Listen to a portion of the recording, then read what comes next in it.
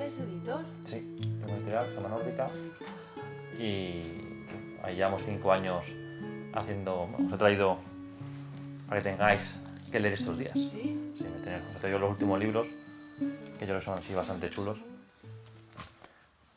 Hacemos un poco, vamos, como el nombre indica, sobre todo lo que hacemos es literatura de los países nórdicos, que no hacía nadie en España, entonces vimos que era una manera de... No policíaco, nada Larson, sino literatura... Y luego hacemos mucho libro ilustrado, por ejemplo, que es una cosa que me gusta mucho Qué bueno, para adultos. Hawthorne.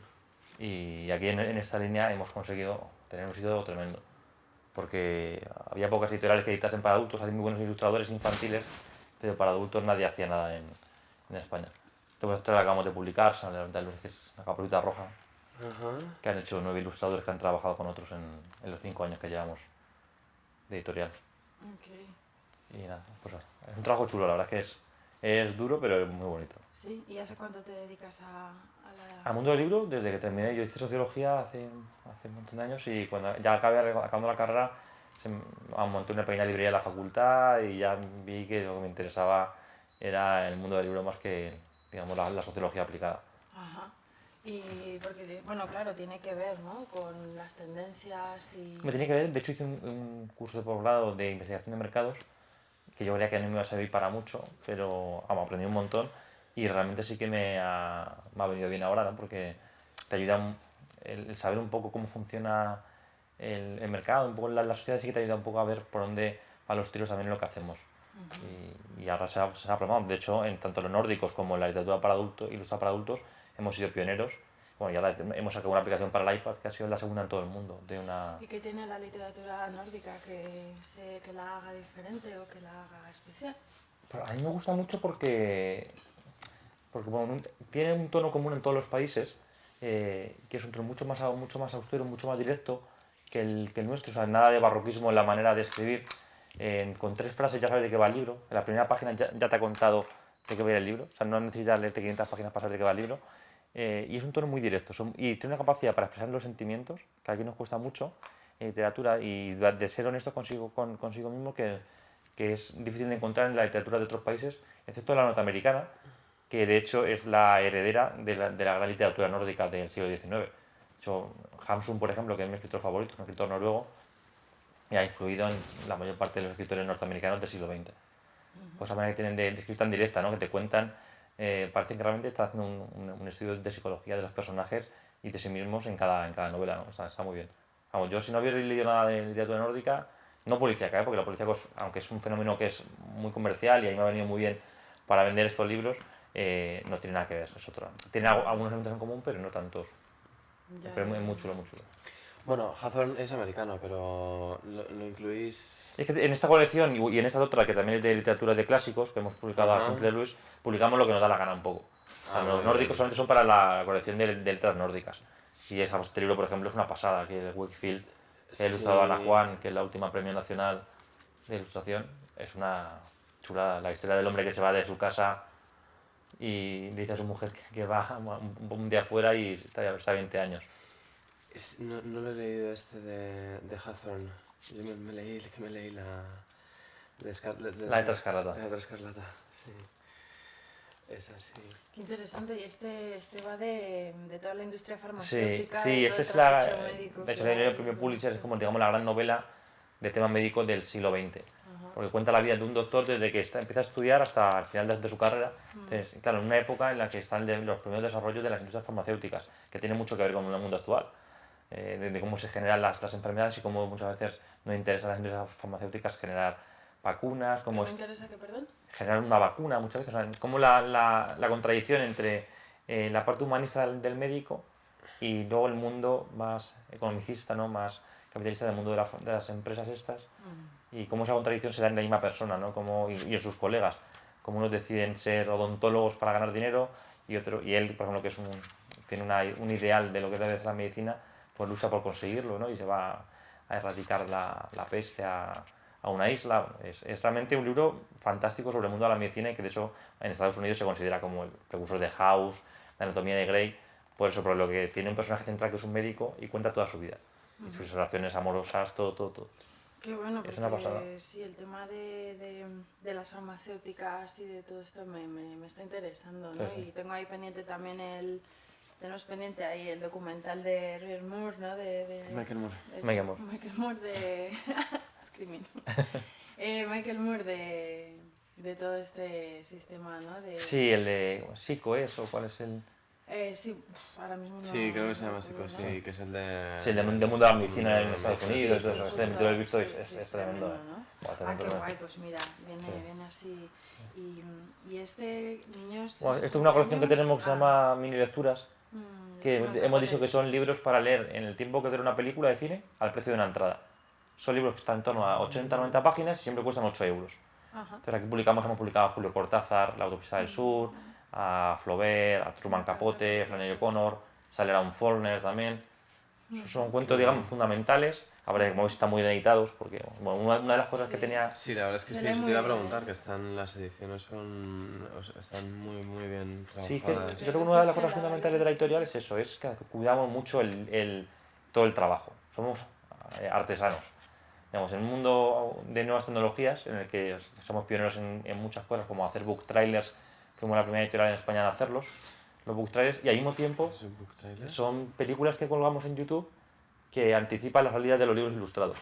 Ah, Entonces tú ves un tráiler del libro ilustrado con las Ah, ilustraciones, entonces qué tiene bueno. miles de vistas en todo el mundo y llega un par de semanas antes como un tráiler de una película de cine. Ok. Y al mismo tiempo hacemos libros que yo, como muy poca gente hace en España, con mucho mimo, con un cuidado del papel especial, de las tipografías, no solamente de los títulos, claro. O sea, como un libro de los que ya no se hacen. Ya. ¿Cómo cuidáis el papel? Elegimos el papel que le va mejor a cada libro. Ah, ya, ya. Hay unos libros que tienen un papel común a toda la colección, pero por ejemplo, en este caso, creo que esos tres coinciden en el papel. Sí. Pero ese es diferente, por ejemplo, y luego hay libros a lo mejor que nos piden un papel más blanco, otros que piden un papel más ahuesado, pues en función del libro elegimos el papel.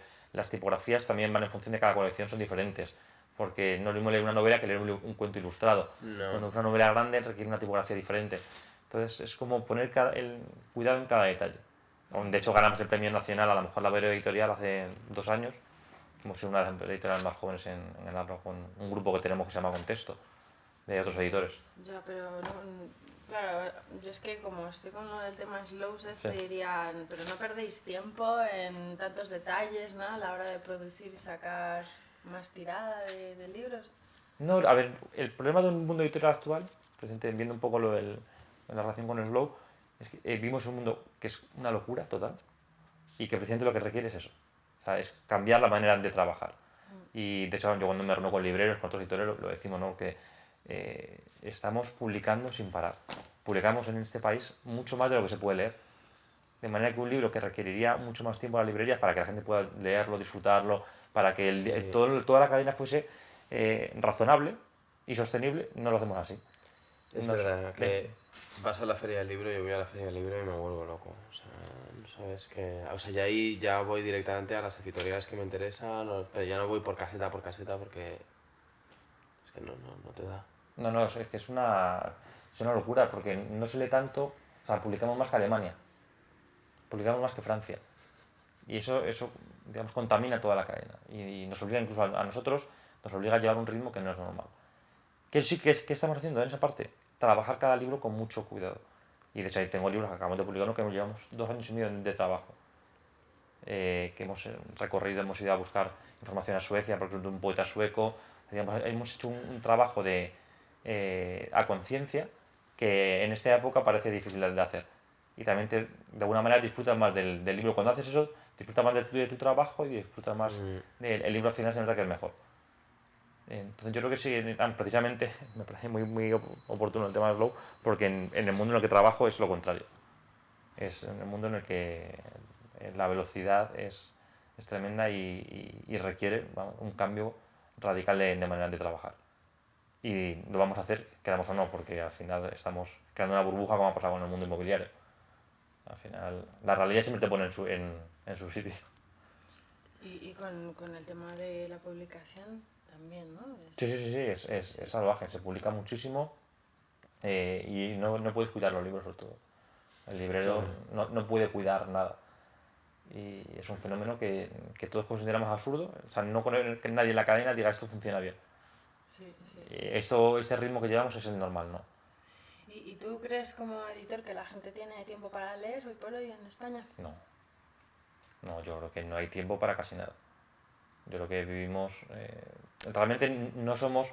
No disfrutamos de la cantidad de cosas que podríamos hacer si tuviésemos una vida más razonable. Y al mismo tiempo es una contradicción con la cantidad de parados que hay.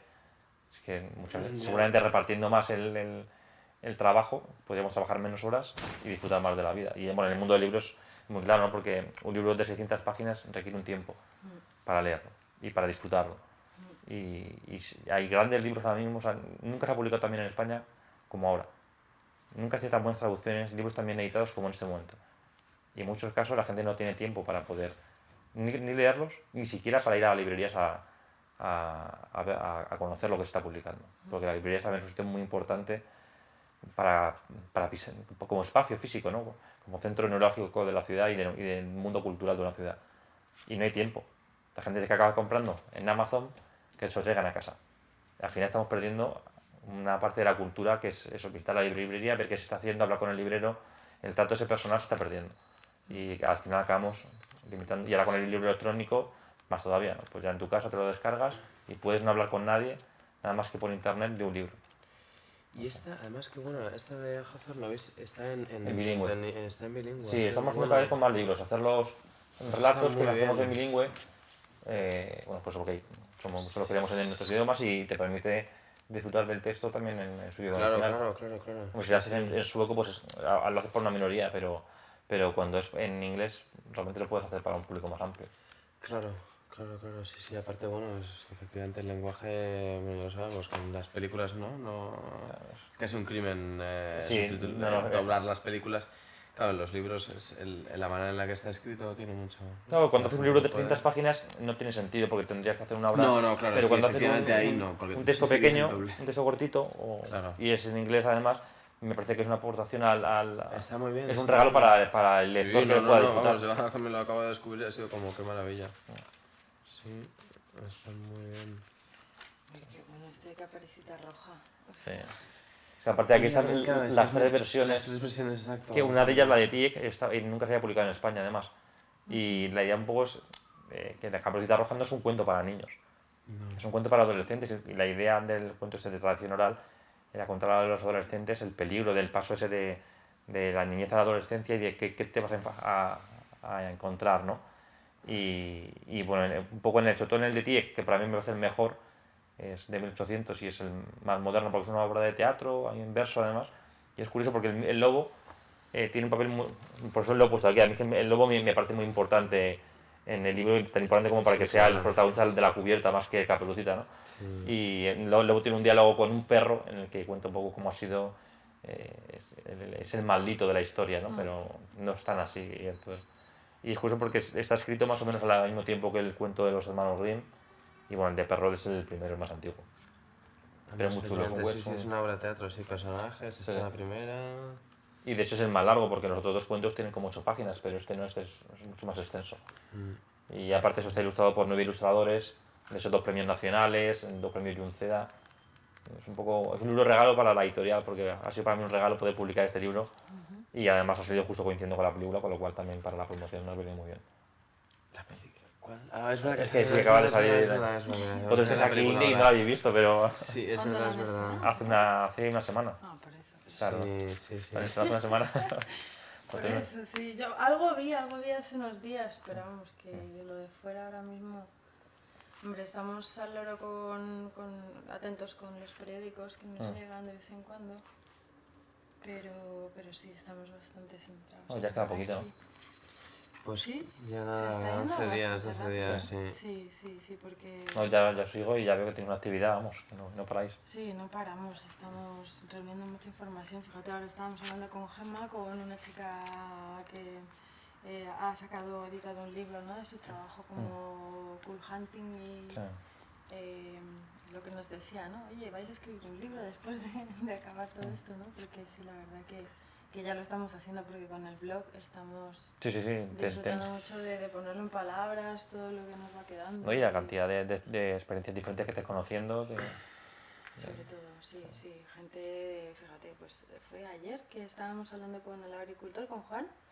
Sí, es un agricultor de aquí en la carretera de Valencia, cerca, ¿no? Fue ayer, de sí. Madrid. Y con un agricultor ecológico, ¿no? O luego, bueno, pues contigo, ¿no? El mundo de la... Sí, de que no las sabéis, que editoriales. realmente mucha gente a mí me pregunta, amigos, ¿cómo se hace un libro? Porque la gente alucina, o sea, que piensa un libro, qué caro es un libro, pero no saben que un libro tiene un proceso tan grande. Sí, a ver, cuéntanos cómo Exacto, es el cómo se viaje, hace un libro. cómo nace. Pues mira, por ejemplo, un libro como este, ¿no? El de Hawthorne, por ejemplo. Este libro yo llevo queriendo publicarlo desde hace 3 años. Ya hablé la primera vez con Ana Juan, hace 3 años. Es un libro que ya había leído hace tiempo, que me parecía muy interesante. Entonces lo primero que haces es, en este caso, que el libro no tiene derechos, pues Que ya han caducado, ¿no? O sea, claro, cuando lleva más de 70, en el caso español de 80 años, el libro pasa a dominio público. Lo puede publicar cualquiera. Este libro no, por ejemplo, tú tienes que hablar con una agencia, o con su hijo, o con el autor si está vivo, para que te dé los derechos y te los cede durante un tiempo. En este caso, como el autor ya está muerto, no tienes que buscar, no tienes ese problema. Que para que es un libro para la colección de libros ilustrados. Claro, es muy importante encontrar el ilustrador que tú crees que le va a dar el tono al libro.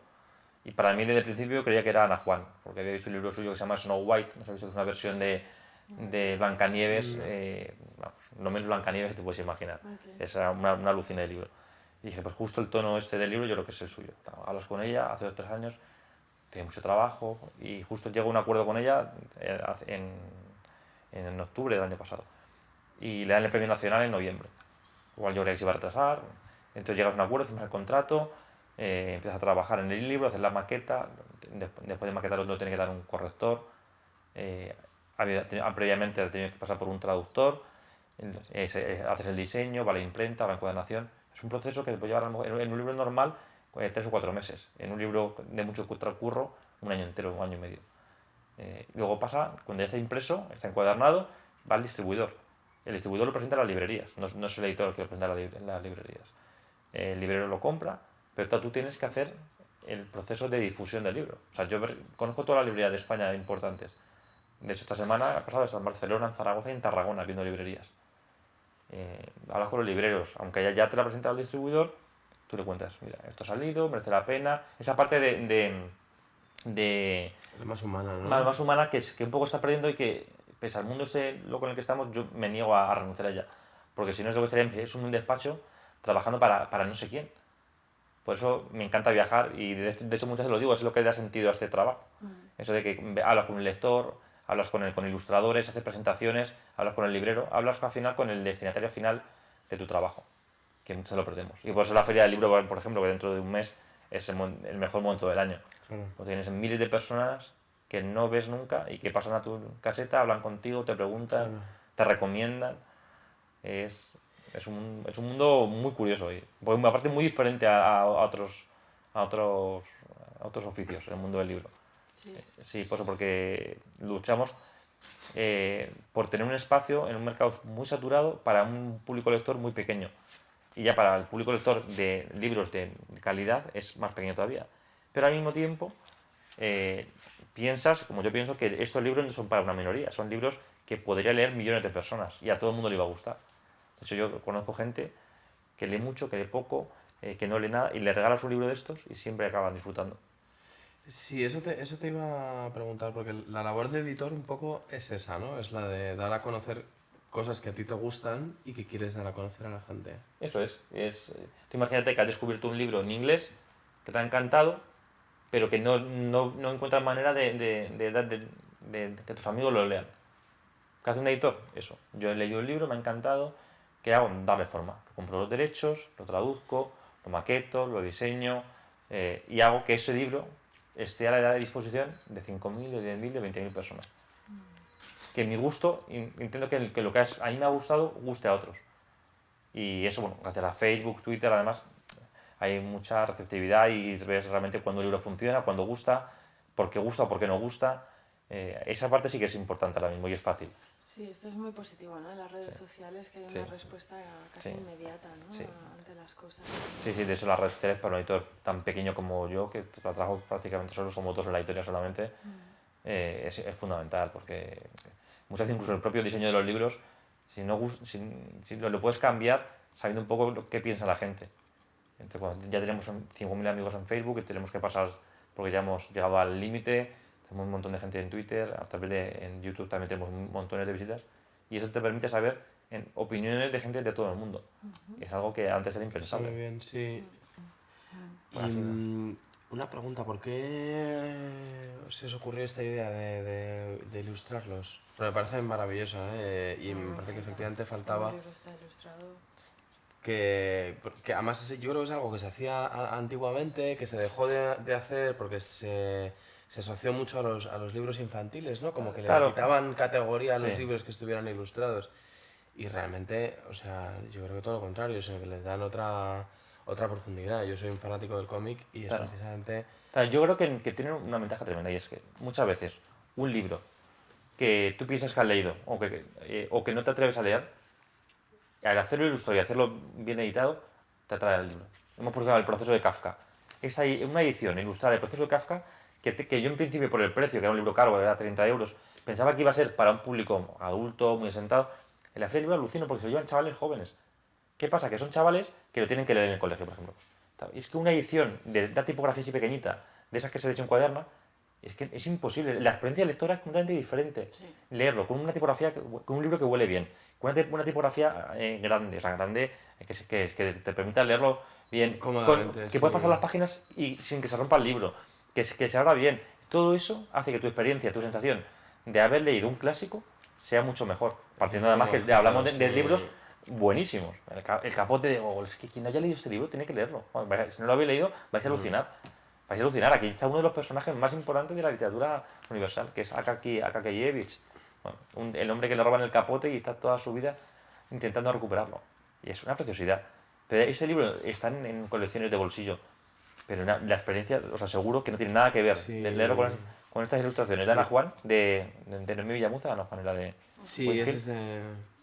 A leerlo con un texto normal. Sí, hombre, si es que es eso, la primera edición de Alicia en el País de las Maravillas la sacó ilustrada y es, vamos, es casi indisociable el texto de Alicia con las ilustraciones, ¿no?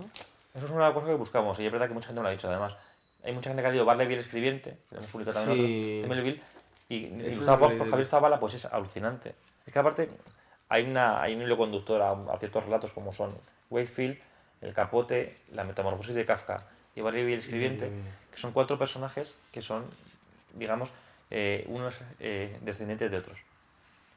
Todos, o sea, posiblemente sea Gregor Samsa, el último descendiente de esa estirpe, ¿no? Que empieza con Akaki, que continúa con Wakefield, que sigue con Barley, y que son personajes muy parecidos. Al final muchos de ellos son funcionarios, personajes un tanto grises, pero al mismo tiempo con un encanto.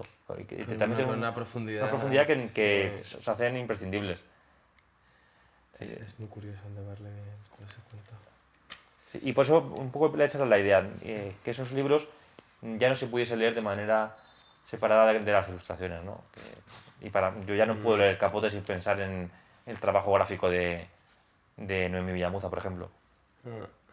Porque hizo para nosotros un libro que es El Festín de Babette, de Isaac Dinesen, que fue uno de los primeros que hicimos ilustrados, que es una preciosidad de libro. Eso es una y buscáis los ilustradores, bueno, ya lo has dicho, ¿no? Buscáis los ilustradores de acuerdo al cuento, ¿no? A lo que... Sí, es lo más difícil porque realmente hasta ahora siempre he acertado, o sea, os creo que he acertado.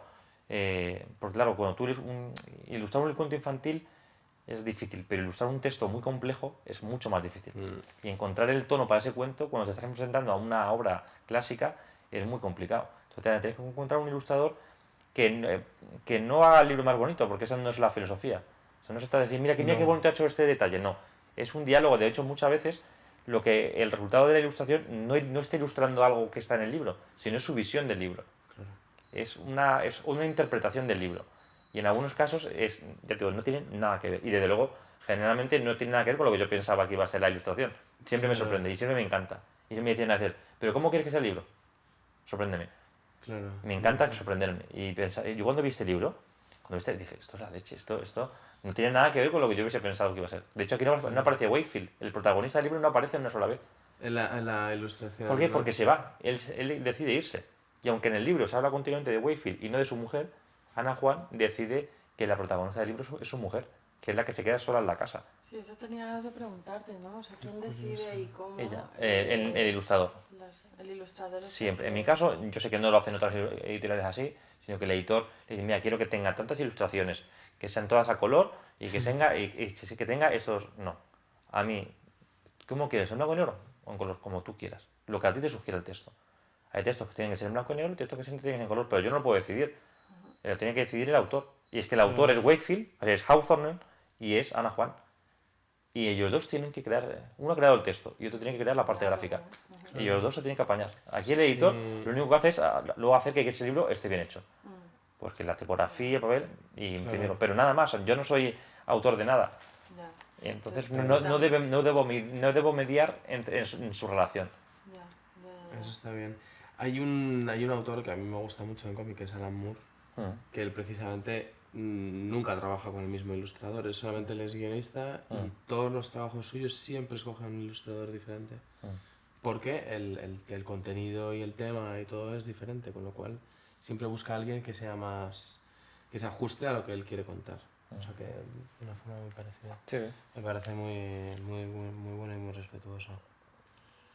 Sí, yo creo que es un poco la filosofía de esta colección y de hecho, para que yo trabajo con los mejores ilustradores que hay en España y algunos de ellos son de los mejores del mundo y todos quieren repetir. Siempre, ¿no? Yo quiero seguir trabajando con Nórdica, pues porque yo creo que respeto al ilustrador todo lo posible.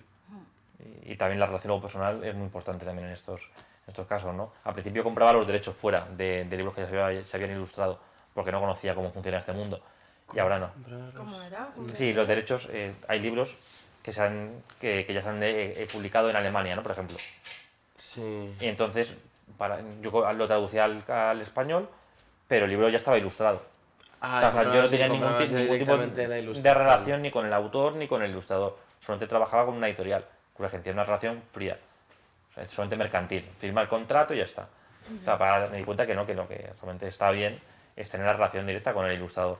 ¿Y qué libro? Mira, este libro. ¿Por qué? ¿Por qué te va a gustar? ¿Lo lees? Me ha encantado. Vamos a hacerlo juntos. Son relaciones que al final y generan vamos, la mayor parte de los ilustradores que están aquí han repetido. Y seguimos trabajando porque hay una relación que estamos los dos muy contentos. Y también muchos de ellos, no conocían el texto original. Y cuando lo han leído, dicen, joder, es que es una pasada, es que qué maravilla publicar e ilustrar un libro de esto, ¿no? Y me llamo ya, no sé cuántos, 22 o 23 de estos. 22 editores que... De libros. Los ilustrados.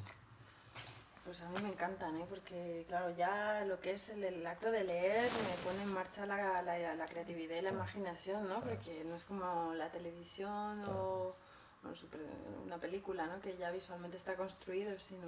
Y ya si encima me ponen una ilustración, ¿no? Sí, que quede más sugerente. Sí, a mí me... Sí, yo creo que, añade. vamos, lo veréis estos días si tenéis un rato para leer porque Pues sí, son muy son apetecibles. buenísimos. Aparte se ve que se leen...